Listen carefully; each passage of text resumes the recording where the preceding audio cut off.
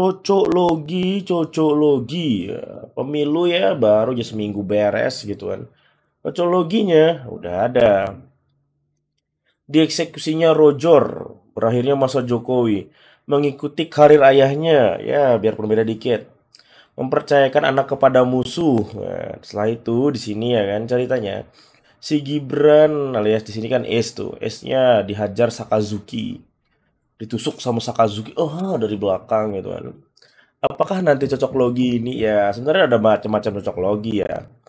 Cuma memang cocok logi gue yang paling menarik itu adalah Sasuke disegel di pohon itu. Yang kayaknya nih di Boruto. Jadi ada sebuah gambar ya kan. Nah ini kebetulan nih gue pernah apa namanya lihat juga ini gambar ya kan.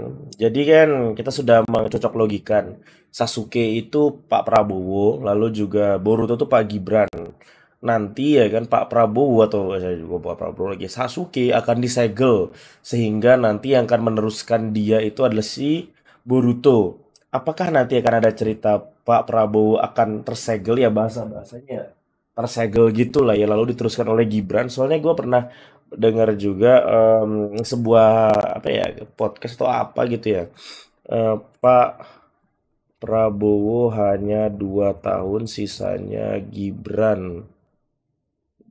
Ada itu kan. Nah, soal Koni bilang hanya berkuasa selama 2 tahun jika menang. Nah, tuh ada tuh.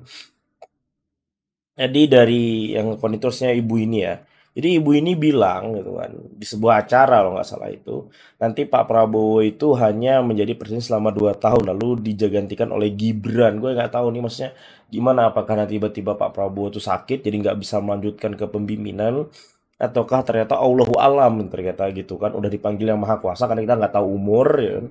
Atau juga tiba-tiba dilengsarkan ya kan gue juga nggak tahu nih bakal bagaimana tapi cocok logi kayak gini yang bikin gue semakin anjing lah ya kan. Kenapa ini bener-bener bisa dicocok logikan? Apakah hanya kebetulan? Ataukah Masashi Kishimoto atau Eiichiro Oda sudah meramal masa depan? Ataukah emang para elit kita lah yang memang terinspirasi dari cerita mereka? Biarkan waktu yang menjawab. I'm CRY, see you next time guys.